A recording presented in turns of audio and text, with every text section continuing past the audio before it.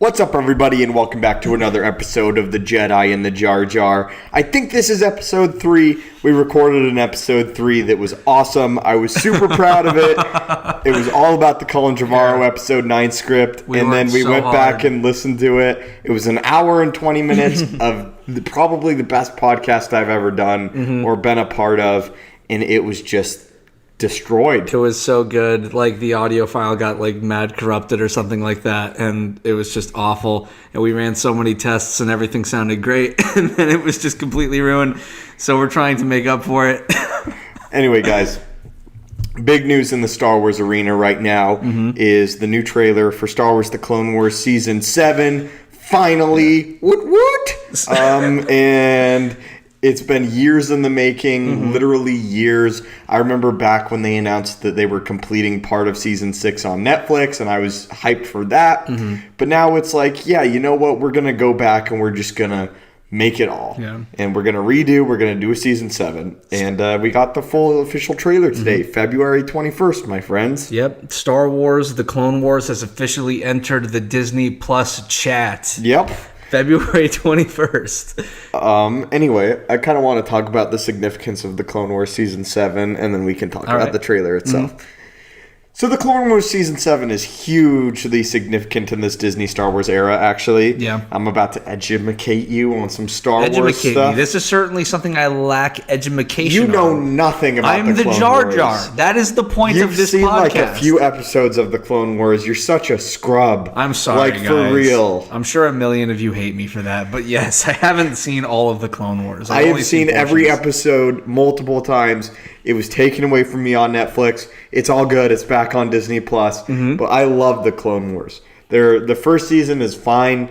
The second season is fine. But Season 3 to the end of Season 6 is gold. Yeah. It's cherry. I want to make it clear that I do love what I have seen from Clone Wars. And you have seen hours worth of clips. I've seen a lot of it. Like, it's great. I just haven't had the full context of the show just because I feel like it's a ton of time. And I would rather just watch Rick and Morty. But Darth Maul, though? I hate you. I'm sorry.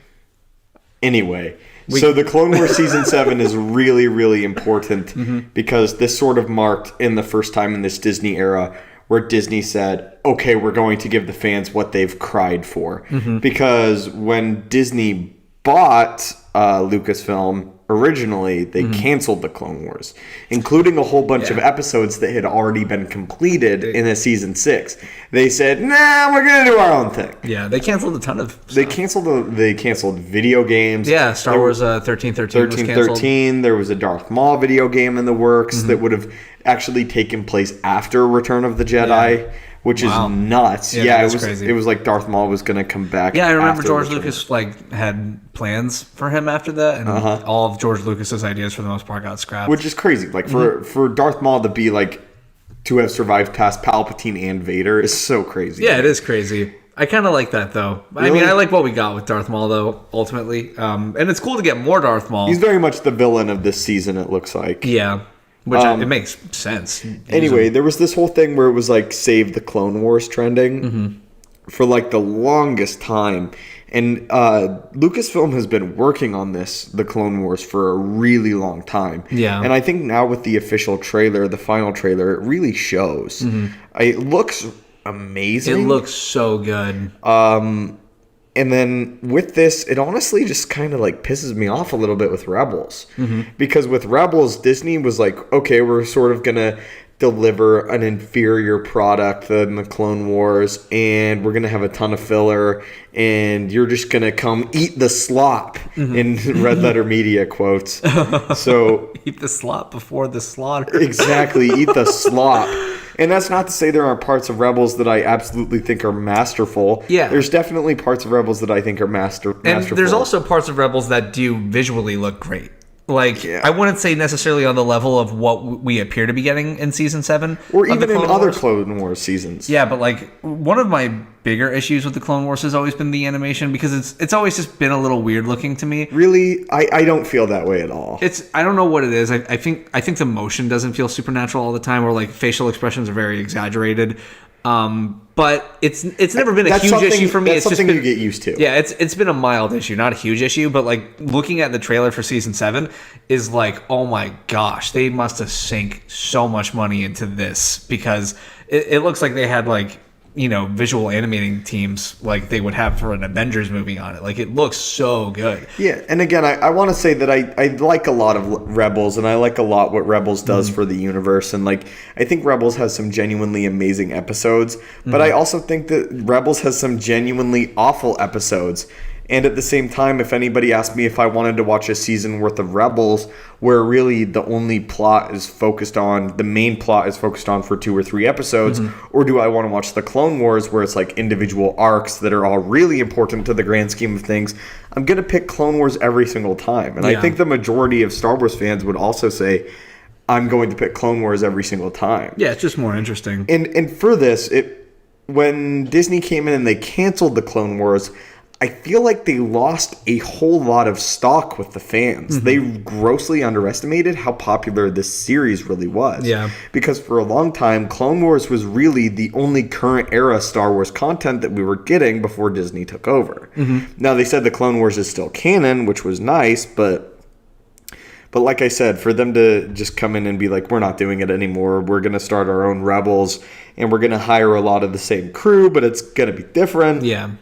It's nice to get back and to see the culmination of Clone Wars, and for Disney to almost bend the knee a little bit, and be like, okay, fans, you're right. And also, you're getting a Kenobi series that's not canceled, because that rumor was bullshit.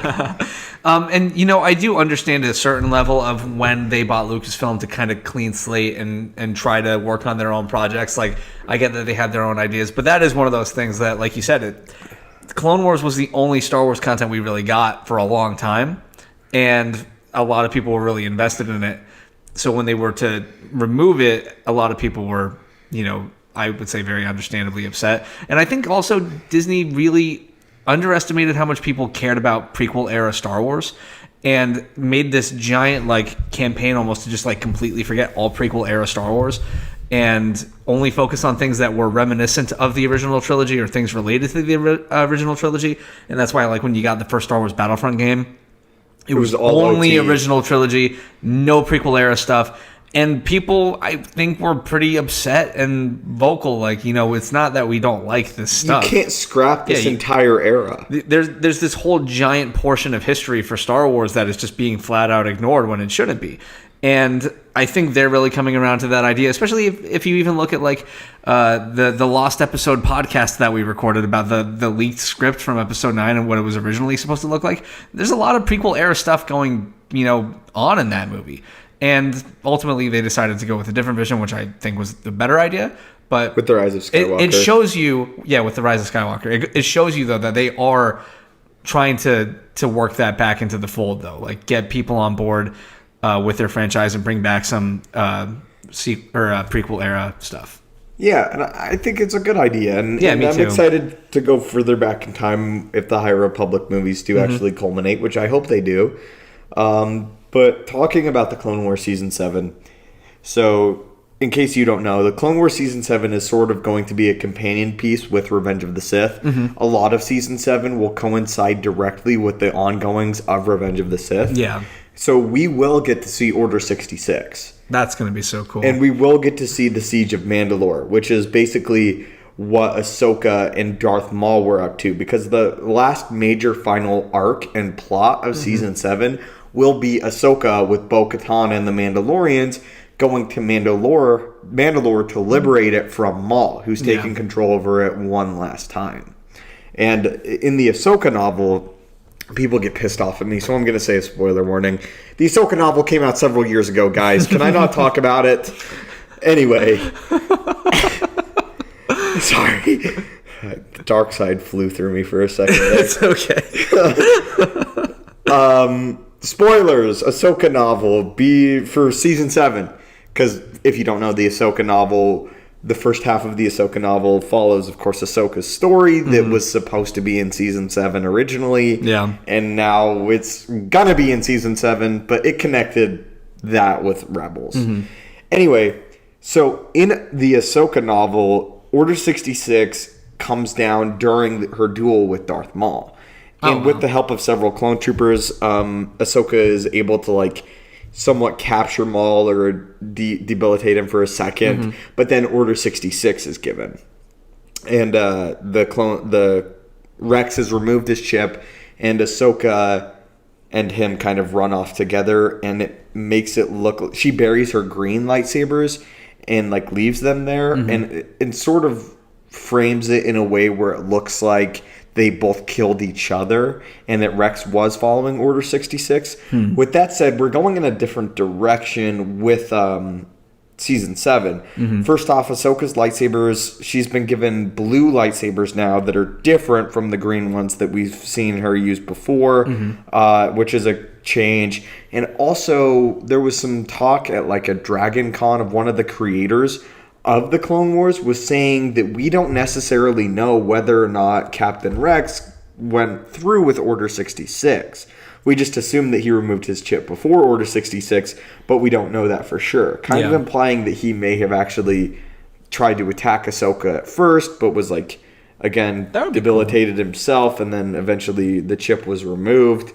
I would like to see it that way too. I think that would be cool if it's like he actually goes through with the order and then either somehow realizes it and in the process of it happening has like a bit of higher brain function where he's capable of removing the chip himself, or for some reason the chip gets damaged or somebody else removes it. But I think that would be fun because I think that would be just the more dramatic story to tell instead of like him somehow knowing that chip would be bad. Well, with Fives actually unveiled the plot of the chips in season 6 of the Clone Wars, so that's a whole big plot, and he actually sacrificed himself to make sure that others would know about it. Essentially, he tried to single-handedly undo the plan of the Sith until he was killed, which is, I think, still probably the saddest Star Wars death. Watching Fives die, oh my gosh, that sucks. It's so hard to watch, and people that, unlike you know, because you're a Jar Jar, people that are actually Star Wars fans watch it, they feel my pain. They feel our pain, guys. And if you just would watch it, it's good. Okay, I've watched it. I haven't watched it from start to finish, though, because it's hard, okay? Why is it hard, Anthony? Because it's a cartoon and I'm a man. I'm sorry. What did you say? I love cartoons. I know. It's a joke. You recommended Love, Death, and Robots on Netflix, I think which is all a cartoon. Yeah, it's all a cartoon. And I gush over Rick and Morty all the time. I love Rick and Morty. You're a hypocrite. I am a hypocrite. I know. It's just it's just a lot. It's one of those things where you stare like 6 seasons in the face. You know what I'm saying, right? It's like and I know that season 1 and 2 are not great. Right. And like I want to watch it all. I don't want to go to season 3 because I don't want to miss out. No, you can go to season 3. It's not even told in chronological order. I get that. But like I want to watch the whole thing, and because of that it's intimidating. I don't want to miss anything. Because in my head it's like if I'm going to make the commitment, I'm going to make the commitment. So, and honestly, I'm pretty satisfied by just watching the Darth Maul duels on YouTube. You know what I mean? Like all the Count Dooku duels and stuff. All of that is so good, and I love it, and it's so accessible to me. Like to just get that quick fix of watching that awesome duel on YouTube, whichever one you pick, or like the Maul and Savage Opress versus Palpatine. Like, I can just watch that whenever I want. I don't have to watch this whole TV series to get to it. But I do want to watch the whole thing in order. I want to watch every season. I just know it's going to be a lot to get through.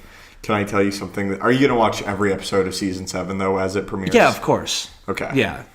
Not just because of the podcast? Not just because of the podcast, because I want to watch it, and I know that I will be able to digestibly. Where it's like, it'll be a weekly thing, and it'll be fun, and we could all watch it together, us and our friends, and have a good time like we did with like The Mandalorian and all that.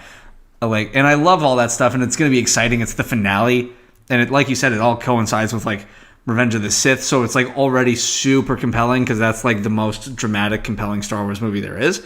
So like it'll be fun.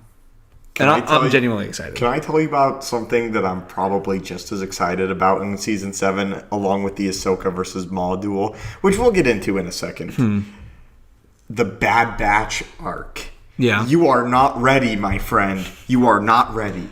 Let me pitch this to you. The Bad Batch is a group of clones, right? Clones Yeah.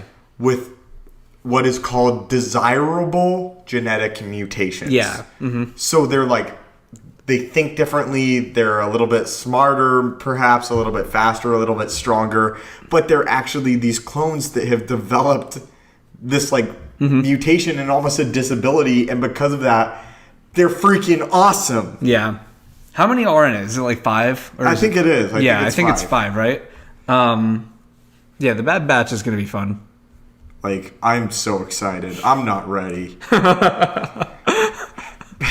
you know how many episodes we're getting of this, by the way? I don't know for sure. No, I hope a lot. Yeah. Probably not a ton, honestly, though. I'm sure I can find out. But I'm so excited. I love the concept of the Bad Batch and like Jango Fett clones that are different and mutated, but like in a way where it could be beneficial. That's such a fun idea. Yeah, for sure. And we've seen clones go the opposite way before with like 99, which is actually what Clone Force 99 is kind of named after. If in the Clone Wars, if you watched it, the Clone 99 was born with these disabilities, and he's sort of just someone on Camino. He's older, right? He's older. I know who 99 He's on is. Camino, and he sacrifices himself in the end. Yeah, and, I know, because I've watched it. And it makes you cry. So don't tell me I haven't seen this stuff. I know who 99 is. Who is he? He's the old guy.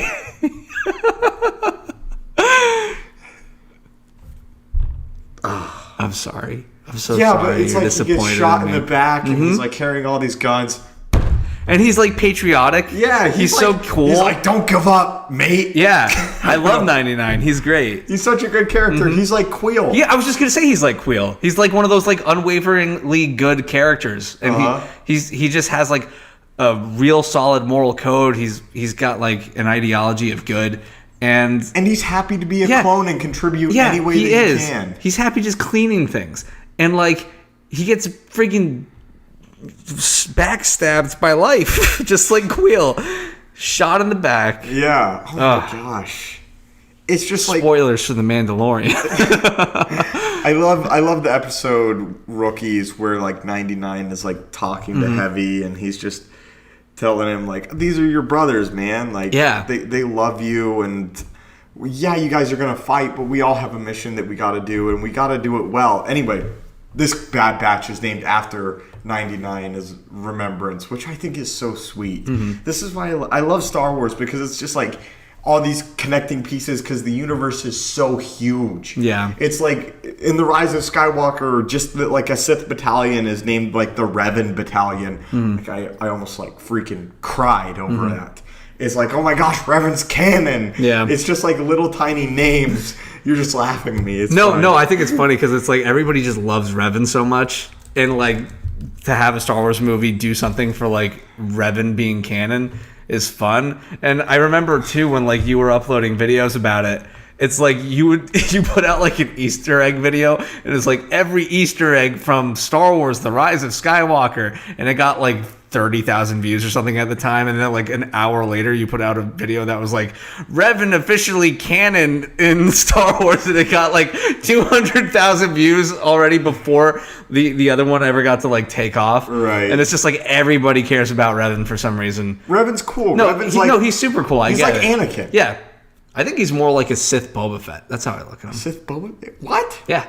Like his design wise. Design wise. But like that's I think generally that's why people like Revan. It's because he looks cool? Yeah, because he looks cool. And I think Let's be Kylo Ren's honest. design is very derivative of Revan. Yeah, I think for that sure. they were took very much inspiration. thinking of that. Absolutely. But I that's the thing with Revan, is something that I've noticed, is that a lot of people say they love Revan because other people say they love Revan. Yeah, but nobody knows who Revan is. Yeah, well, some fans of the video games definitely know for who sure. Revan is. And there are definitely hardcore Revan fans out there. And Revan's an awesome character. He really is. He's like the ultimate of both sides. That's why people like him. He's like, I'm going to be the best Sith ever, and then I'm going to be the best Jedi ever, and I don't care. Yeah.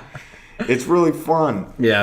Anyway, what do you think about like the designs of all the new characters, like how they updated? I think it's fun. I really like. I think the biggest changes are obviously Ahsoka's character and Anakin. I love seeing an Anakin Skywalker that looks like Anakin in Revenge of the Sith, where he's got the long hair and like the scars on his face.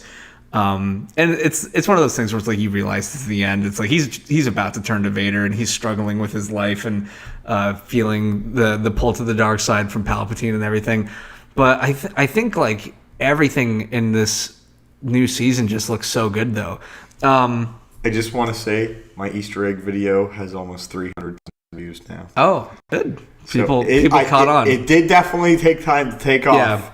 For sure. Is that Revan video near it? Let me see the Revan video. I'm so curious. They have about the same views. About the same. But here's the thing. The other video is like people are going to watch it longer. And Yeah, it's for just sure. Like, it's got more longevity. Yeah, the Revan video is the Revan like video a one is just kind of like a pop. Yeah. But there's something cool that I like about this season. And it's something that when... There's 12 episodes, by the way. Oh, 12? That's good. Nice dozen. There's... There's a thing when you animate like TV shows or movies where as animation has gotten better, the focus of images becomes like a camera and less like there's just an animated set piece. And that is something that like in this season you could tell it's shot like a movie. It's shot like a movie as if there was a camera, and everything is literally shot as if there was a lens filming it, where it's like things are in focus and out of focus, and there's like wide angle shots with no camera. And if you watch Pixar movies, it's the exact same thing, things like that. But like it's so like masterfully done, and everything looks so much better.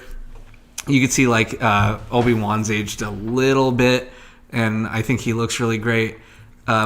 And the biggest one is, I think, obviously Ahsoka. Ahsoka looks a lot more like she does in Rebels now. Yeah, she looks older. Yeah, she looks much older. She's gotten more armor on her like wrists and like even like a little headpiece that she's wearing that she kind of has in Rebels.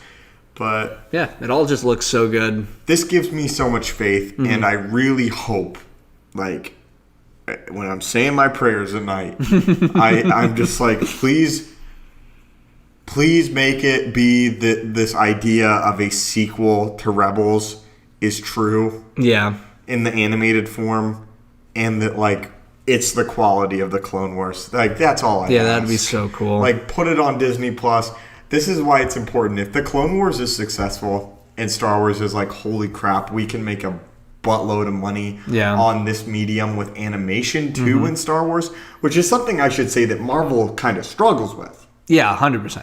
Where it's like they struggle with adding mediums besides the movies. Yeah, they can't do animated TV movies or anything like that. They don't do video games well at all, with the exception of Spider-Man, but that's like a completely different thing. Yeah, that's different. Yeah. Anyway, but Star Wars, if Disney doesn't screw this up, because the animation is something like, because the Clone Wars is so beloved, that they can make more money with this, then they can come out with the sequel, the Jedi Fallen Order, which is rumored, like another game. That'd be fun. And then we'll get the High Republic era. Star Wars will be unbeatable. Like, Could you imagine a sequel to Rebels with like a real Vader antagonist? Like a Vader level antagonist? With Vader being an antagonist. But that wouldn't make sense. How would it not make sense? I'm just curious. I don't know. Rebels concludes right after the events of Return of the Jedi. Oh, it does? Uh-huh. Oh, okay. The last episode of Rebels is Ahsoka and Sabine saying that they're going to venture off into the unknown regions of space to try and find Ezra. Oh. Ezra had like these space whales, and Thrawn was about to destroy an entire planet, and Ezra sort of kind of sacrificed himself to take himself and Thrawn to another portion of the galaxy. Rebels is one of those things that I have such a hard time watching. Yeah. And I've tried harder with Rebels. I've tried so much harder with Rebels. They're on completely different levels. The Clone Wars is just better. Yeah, Clone Wars is so much better. Rebels has moments that are on par with some of the best moments in Clone Wars, but they're moments. Yeah. Like the Darth Maul stuff in Rebels, where it's like they're at the big and a Sith lot of temple, the Darth really Vader fun. stuff. Yeah, the Darth Vader stuff's awesome too. Anyway, though, that would be a good place to really have some like Knights of Ren stuff then. Yeah, like do something with the Knights of Ren, please. That would be awesome. That would be a great place. But that's what it would be. It would likely follow Ahsoka and Sabine as they venture off into the find unknown Ezra. regions to find Ezra and see what's up with him. That's cool. So that's what the sequel would be.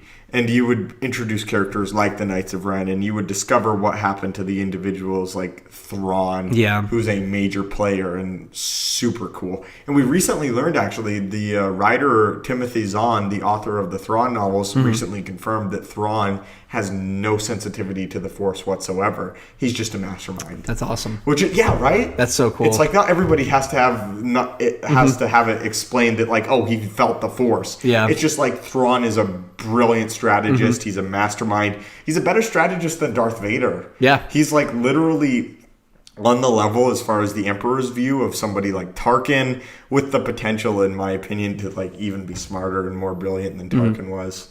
I love Thrawn so much. Is there stuff with Vader where it's like Thrawn is just like absolutely not intimidated by him or something like that? Yeah, but Thrawn respects Vader. Yeah, I'm sure he does. His big thing is respect, but Thrawn was way more loved and adored like by the people, because if somebody messed up, if he was Thrawn, they would get another opportunity. They wouldn't just be executed and thrown to the side right away. And Thrawn would give respect to get respect.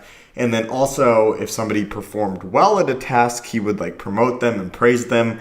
Where Vader's praise and his like promotion would just be like, I'm not going to kill you. Yeah. So, or maybe he'll pay you a compliment before he does. Yeah. So it's like the whole thing with Thrawn is his soldiers tended to fight a little bit better and a little bit more ferocious, and were more willing to put themselves out there as far as like battle tactics than Vader's men were. Yeah. But at the end of the day, if stuff's going down, you kind of want both of them there. Yeah. And there are moments where the two of them interact and they're bidding for the Emperor's praise, and it's super cool. Thrawn's an awesome character.